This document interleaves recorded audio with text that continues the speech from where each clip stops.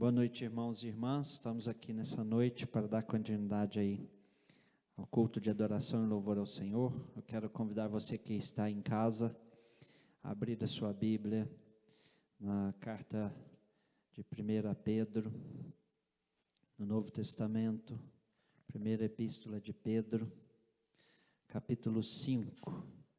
Eu quero ler apenas o verso 1 e depois o verso 5 até o verso 7. E diz assim a palavra do Senhor: os deveres do ministério e vários conselhos e saudações finais. Rogo-vos, pois, aos presbíteros que há entre vós, eu presbítero como eles, e testemunha dos sofrimentos de Cristo, e ainda co-participante da glória que há de ser revelada. Verso 5. Rogo igualmente aos jovens, sede submissos aos que são mais velhos, outros sim, no trato de uns com os outros, cingivos de toda a humildade, porque Deus resiste aos soberbos, contudo aos humildes concede sua graça. Humilhai-vos, portanto, sobre a poderosa mão de Deus, para que Ele em tempo oportuno vos exalte, lançando sobre Ele toda a vossa ansiedade, porque Ele tem cuidado de vós. Oremos ao Senhor mais uma vez nessa hora. Bendito Deus, nós te agradecemos por estar na tua presença, em família, nesses dias, ó Pai, de incertezas, muitos vivendo talvez o medo, a ansiedade, às vezes, ó Pai, tendo que experimentar algo novo, que é estar como que quase todo dia junto com aqueles que outrora ficavam mais tempo fora de casa. Nós te agradecemos, Senhor, porque podemos estar aqui para ouvir a Tua palavra e continuar adorando ao Senhor, abrindo assim os nossos corações e as nossas mentes para receber da Tua palavra. Assim nós oramos na certeza de que o Senhor está nesse lugar e de que a Tua bênção está na vida de cada lar, de cada família agora que nos ouve. Abençoa-nos assim, ó Deus, ó Espírito Santo, fala conosco em nome de Jesus. Amém. Carta de 1 Pedro, irmãos e irmãs, ela no capítulo 5, Pedro está fazendo algumas saudações finais, algumas exortações finais, mas na carta como um todo, ela obedece uma estrutura de sessões, 3 sessões doutrinais e 3 sessões exortativas, né? Então ele divide assim o capítulo 1, do verso 3 ao verso 12, falando sobre essa sessão doutrinal, e o capítulo 1 ainda do 13 até o 2:3, ele vai fazer uma sessão exortativa, e assim ele faz em seus capítulos até os 5, que nós estamos numa sessão exortativa também, que vai do 5, capítulo 1, até o verso 11. Dentro dessa terceira sessão exortativa e direcionada a todos aqueles cristãos e não cristãos, mas mais especificamente aos cristãos da diáspora, que nós assim chamamos, ou seja, são eleitos de Deus, como o próprio Pedro vai nos ensinar na sua carta, mas que estão vivendo dias difíceis, que estão vivendo momentos difíceis. E então é aqui que eu quero trazer essa reflexão a todos nós nessa noite, nessa hora. Reparem vocês que no capítulo 5, verso 1, ele fala rogo, e no 5:5 ele também fala rogo, e esse rogo pode ser traduzido também por eu exorto, né? Então, esse presbítero aqui, amados irmãos e irmãs, a palavra aí é direcionada aos líderes. Não é que era uma obrigatoriedade, que para ser líder tinha que ser um ancião, né? Mas aquelas pessoas que em geral eram mais experientes. Na palavra de Deus nós vemos também que eles eram escolhidos pela comunidade, debaixo de oração, debaixo da mão do Senhor nosso Deus. Mas nós podemos entender aqui a esses que lideram, a esses que são mais experientes aos mais idosos. Mas no verso 5, também do capítulo 5, ele se direciona aos jovens, rogo igualmente aos jovens, aqueles que são mais novos, né? Aqueles que estão submetidos a essas lideranças mais velhas, e aqui no texto, há essa comunidade que está dispersa, que está fugindo, que está sofrendo perseguições. Se nós olharmos lá no capítulo 1, nós vamos entender já desde o início da carta essa perseguição e para quem Pedro está se dirigindo, né? Lá no verso 6 fala: nisto exultais, embora no presente, por breve tempo, se necessário, sejais contristados por várias provações. Então nós estamos num contexto de provação, de perseguição, e Pedro vai deixar isso muito claro em toda a sua carta. E agora aqui ele está fazendo as exortações finais, e a gente vê então o que a palavra de Deus pode nos ensinar para aqueles irmãos e para nós aqui hoje, né? Que tempo é esse que nós estamos vivendo, né? Que estranheza é essa dos dias que nós estamos vivendo, né? Não vou entrar aqui em detalhes e repetir tantas coisas que já têm sido espalhados aí mundo afora por vídeos e mais vídeos, orientações uma atrás da outra. Que dor é esta de muitos que estão perdendo, por exemplo, seus entes queridos, né? Que dor é essa de muitos que estão vivendo até de maneira apavorada. Eu até trago um exemplo aqui. Eu falei essa semana, foi até pelo telefone, na rádio 90,3 de Caxambu, entrevistado exatamente para deixar uma palavra sobre esse isolamento. E aí depois uma jovem me manda, né, um WhatsApp, me fazendo várias perguntas e tentando tirar dúvidas, e ela, olha para vocês verem como que nós vamos ficando com medo de tanto que a gente está ouvindo, vai ouvindo e fica ouvindo, né, principalmente na rede aberta, né, que geralmente quer explorar a desgraça, né, dificilmente você ouve uma boa notícia, você ouve eles levando lá um profissional e falando, então, quantas vezes nós estamos sofrendo tanto? Aquela jovem só perguntava: você acha, doutor, que meu filho pode ir no quintal? Que eu devo ir no quintal, né? Parece até aquele desenho ou filme antigo, né? Tá chovendo hambúrguer, como se estivesse chovendo, né? Coronavírus, né? Então o medo dela e o pavor dela era tanto que ela me questionava isso, quer dizer, claro, pode ir no quintal, sim, ainda mais que é ela, o filho e o marido, só o marido que vai à cidade, onde ela mora é uma roça, longe da cidade, e ela com medo do filho ir no balanço e no quintal, para vocês verem como que muitos, né, às vezes a gente até acha que não, porque a gente está bem, né, ou está mais confortável, a gente acha que o outro não está vivendo isso. Nessa semana mesmo a gente nós estamos fazendo, eu e alguns psicólogos, um trabalho de ajuda a essas pessoas. Tinham 15 pessoas lá no grupo, 15 pessoas com sintomas muito parecidos, o pavor que esse momento está trazendo àquelas pessoas, né? Pedro nos deixa aqui algumas exortações para esse momento, que é um momento difícil, sim, que é um momento a ser olhado e visto por nós, e ele deixa aqui essas exortações, e são essas exortações que eu quero deixar aqui hoje, para a sua casa, para a sua família, para a igreja. A primeira delas encontra-se exatamente ali no verso 5, quando ele fala: sede submissos aos que são mais velhos. E eu quero deixar a seguinte mensagem aqui: submeter-se para testemunhar.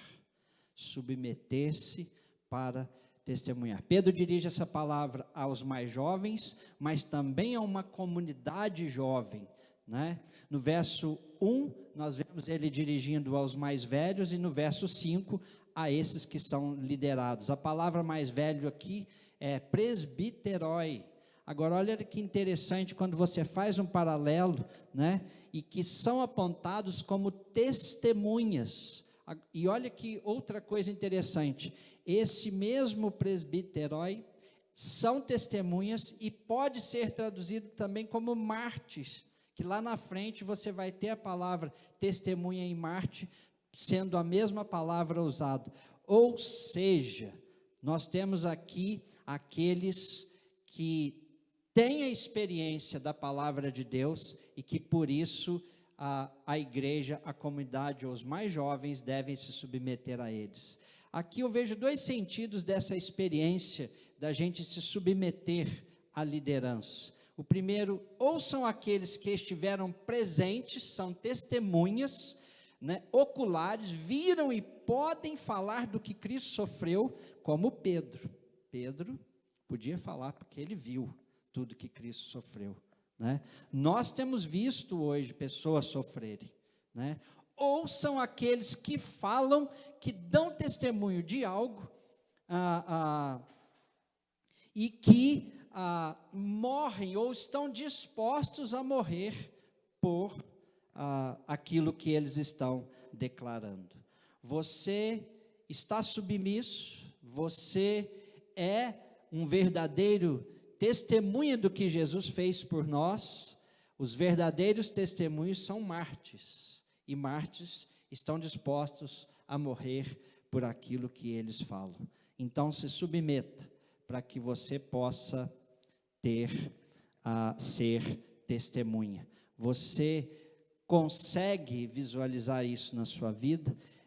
O próprio Pedro vai falar lá no capítulo 2, e aí você em casa pode ler, pode olhar depois, do verso 21 até o verso 25. Porquanto para isso mesmo fostes chamados, pois que também Cristo sofreu em vosso lugar, deixando-vos exemplo para seguirdes os seus passos.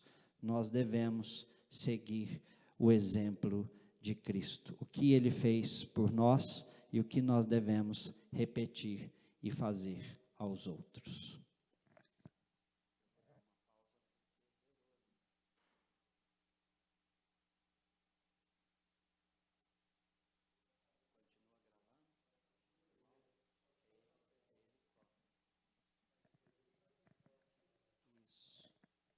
Avisar ele do primeiro ponto para o segundo, ele corta.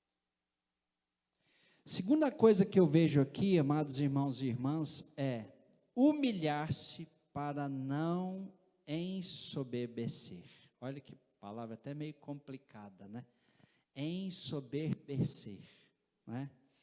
A soberba no trato uns para com os outros, e ele fala, cingi-vos de toda humildade. Olha que interessante, a palavra cingir aqui a ideia é mesmo, coloque um avental, o avental da humildade, para que você não se torne alguém soberbo. Cingir da mutualidade, cingir-se da reciprocidade.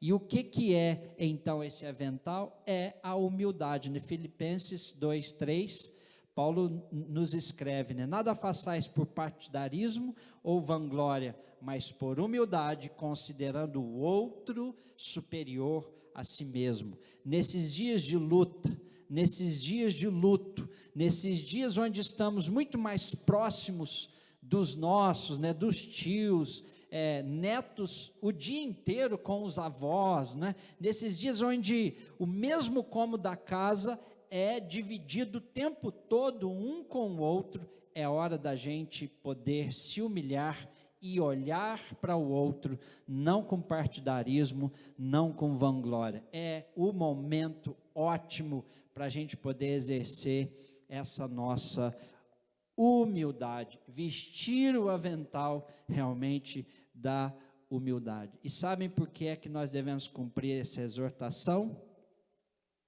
porque ou você faz assim, ou Deus não te ajudará. Não sou eu quem está falando, é o texto quem diz. Olha como é sério essa palavra nossa. Ele diz aqui, no trato uns com os outros, cingivos todos de humildade, porque Deus resiste aos soberbos. Então, eu acho que é hora de eu parar, né, ainda que seja quieto, como diz o próprio escritor Mateus, né, vai lá, entra no teu quarto, fecha a tua porta, é hora de falar: Senhor, eu tenho sido soberbo, aonde eu tenho sido soberbo? Preciso de humildade? Aonde eu estou precisando de humildade? Conrado, aonde você está precisando de humildade? Né? Aquele cômodo, aquele quarto, aquela casa nunca foi tão cheia e presente das nossas vidas uns com os outros nessa hora. Humilhai-vos diante dos outros, porque do contrário você não vai saber se humilhar diante de Deus. Eu penso que aqui a ideia de Pedro é a mesma de João, né? Como é que você diz que ama seu irmão, né? Ou diz que ama a Deus, na verdade, né? E aí na hora que você vai se relacionar com seu irmão, você fala: não, mas eu amo, mas você não ama a Deus, né? Na prática que isso acontece, amados irmãos e irmãs. O verso 5 nós vemos aí: seja humilde e você terá a graça de Deus. Ele diz aqui, Deus resiste aos soberbos, contudo, aos humildes concede da sua graça. Olha o verso 6, que interessante: humilhai-vos, portanto, sobre a poderosa mão de Deus, para quê? Para que Ele, em tempo oportuno, vos exalte. Seja humilde e você no kairós de Deus vai ser exaltado. Provérbios 3:34 nós aprendemos: certamente Ele escarnece dos escarnecedores, mas dá graça aos humildes. Nossa soberba não nos fará andar melhor. Nossa soberba nos fará andar sozinho. O que eu sei, o que eu acho, o que eu sou, as minhas coisas, o meu dinheiro, a minha casa, eu. E isso nos faz estar longe daquilo que Deus propõe. Nós participamos, amados irmãos e irmãs, vamos pensar assim sempre: nossa humildade nos dá a graça de Deus, nossa humildade nos exaltará lá na frente, guardados pelo quê? Pela poderosa mão de Deus. E eu termino, terceira exortação que ele fala aqui para nós nesses dias de tanto sofrimento, de tanta dor, é lançar para não ansiar. A ansiedade, ela é natural numa situação de tensão e de pressão. Os irmãos que aqui Pedro escreve para eles estavam numa situação de tensão, fugindo da perseguição, fugindo de homens maus, sofrendo à distância dos seus amados, né? São situações que nos colocam parecido com o que podemos estar vivendo hoje. Então não se esqueça, a nós que estamos falando de uma comunidade que está aí sendo perseguida, né? Bem parecido com aquilo que a gente vive hoje. O Salmo 55, verso 22 nos ensina: confia os teus cuidados ao Senhor e Ele te sustentará, jamais será abalado. O verso 7 é claro quanto a isso: lançando sobre Ele toda a vossa ansiedade, porque Ele tem cuidado de vós. A Organização Mundial de Saúde fala hoje já em quase 10% da população. Nós somos em torno de 18,6 milhões, 9,3% da população. 18,6 milhões de pessoas sofrendo debaixo da ansiedade. E de todas aquelas coisas que a ansiedade traz, né? Todos os transtornos, né? A ansiedade é um estado emocional de apreensão, uma expectativa de algo ruim pode acontecer, e é exatamente, não é, o que nós estamos vivendo aí diante do coronavírus, né? Eu ouço a declaração de pessoas: eu entro no ônibus, eu fico apavorada, porque eu tenho que segurar em algum lugar, né? E eu, para comprar as coisas para minha casa, não tem jeito, eu tenho que pegar o ônibus, né? Os que ainda estão funcionando aonde ela vive, né? Então nós estamos com medo, as pessoas estão com medo, né? E aí, dentro dessa ansiedade, nós temos o pânico, a fobia específica, a fobia especial, a social, desculpa, o estresse pós-traumático, o transtorno obsessivo compulsivo, bem conhecido, chamado TOC, né? E parece que a gente está ficando com toque, porque a gente tem que o tempo todo estar álcool gel, lavando a mão, não cumprimentando um ao outro, tomando todos os cuidados necessários nessa hora. Nesse texto nós vemos uma esperança para não entrarmos nesses números dados aí pela Organização Mundial de Saúde. Pedro oferece um tratamento para essas pessoas. Não estou falando que em algum caso específico uma pessoa não vai ter que procurar uma ajuda específica, uma ajuda médica ou até mesmo uma medicação, mas amado, você que está em casa, você que tem ficado aflito com essas coisas todas, lembre disso, Deus está deixando para você aqui, Pedro está nos ensinando, lance sobre, né? É como que tirar de você e jogar no outro quem? Em Deus, e tem uma razão pela qual ele fala isso aqui, né? Porque Deus tem cuidado de nós. Então novamente, veja bem, nós participamos, você participa, lance sobre Deus a sua ansiedade. Deus não espera de nós apatia, distância e inércia. Deus espera de nós dar o primeiro passo, lance sobre Ele toda a sua ansiedade, porque Ele é um Deus que cuida. Crer em Deus é crer que Ele dá o sentido e o cuidado para todos nós. Ele continuará nos cuidando mesmo diante de tão grande pandemia, né? É nosso dever, como comunidade de Cristo, propiciar um ambiente de acolhida, de libertação às pessoas. Agora é o momento, né, de repente, de você visitar as pessoas, não indo na casa, mas faz um vídeo, ou faz faz uma ligação por vídeo. E aí, fulano, como é que estão as coisas aí? Como é que estão as coisas aí na sua casa? É tempo dos netos fazerem mais isso com os avós, é nós cuidarmos dos mais idosos, dos mais velhos. É acreditar, amados irmãos e irmãs, amados ouvintes, acreditar, né?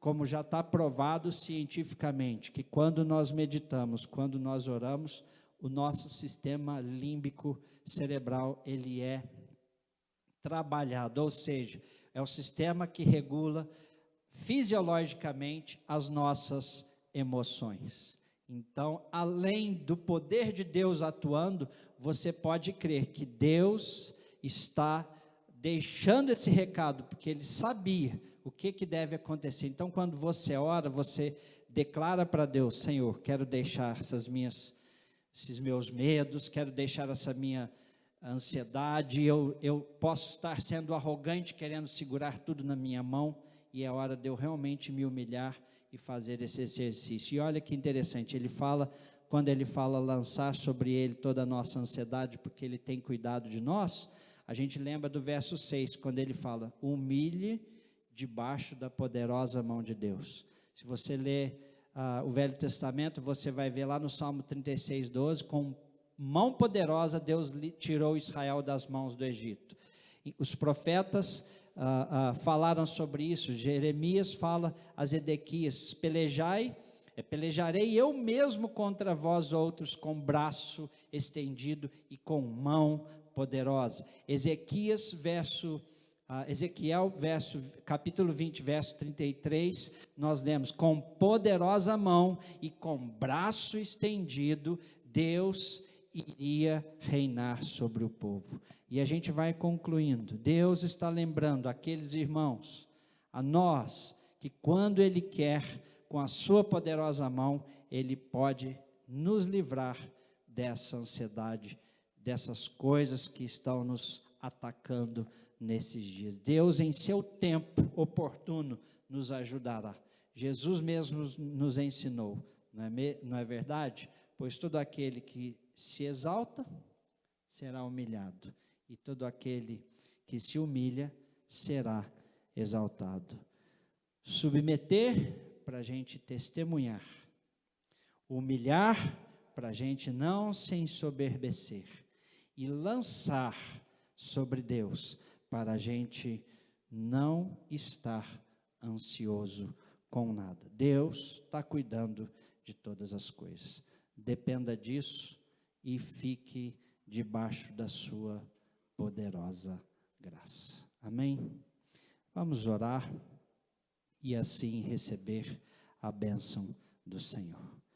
Bondoso Deus, graças te damos porque temos essa palavra que nos educa, que nos ensina, que nos exorta. Cabe a cada um de nós, em nossa mente nessa hora, aonde estamos mesmo ouvindo essa palavra, cabe a cada um de nós fazer a sua parte. Perguntarmos aos nossos corações, às nossas mentes, em que é que temos talvez falhado, no que é que precisamos mudar e o que nosso coração e nossa mente precisa estar aberto, porque quando fechamos, ó Deus, nós impedimos de que o Senhor tenha livre acesso e nos liberte de mágoas, de rancores, de coisas ruins, às vezes raiva, às vezes irritabilidade, até pelo que estamos vivendo, de estar confinados, fechados. Senhor, sonda os nossos corações, queremos orar como o salmista orou, vê se há algo que precisa de libertação, que precisa ser retirado, e que assim, ó Deus, possamos estar lançando sobre o Senhor, sendo humildes na Tua presença, humildes uns com os outros, e lançando sobre Ti toda a nossa ansiedade. Bendito seja o Teu nome, bendito seja o Teu Espírito Santo que age em nós. Nós somos casa, nós somos templo, o Teu Espírito habita em nós, e nós Te agradecemos, porque no Senhor podemos acreditar que algo está acontecendo. Queremos sair disso, Pai, porque tudo isso vai passar, e queremos sair sabedores de que o Senhor continua sendo Deus, e vai dar toda a providência necessária, à medida que tudo estiver voltando ao seu lugar. É hora de acreditarmos nisso, Pai, é hora de termos da Tua alegria, esse sentimento de pertença, de que o Senhor é o nosso Deus, e de que a Tua mão poderosa está cuidando de cada um de nós. Assim nós Te agradecemos por esse culto, assim Te agradecemos por essa palavra, por essa hora. Fica com cada família, com cada um que está nos ouvindo, ó Deus, que essa palavra fique e fale aos corações, no nome de Jesus, amém. E agora, irmãos, que a graça do Senhor Jesus Cristo, o grande amor de Deus o Pai, o consolo do Espírito, repouse sobre vós e sobre todo o povo de Deus, hoje e para todo sempre, amém e amém.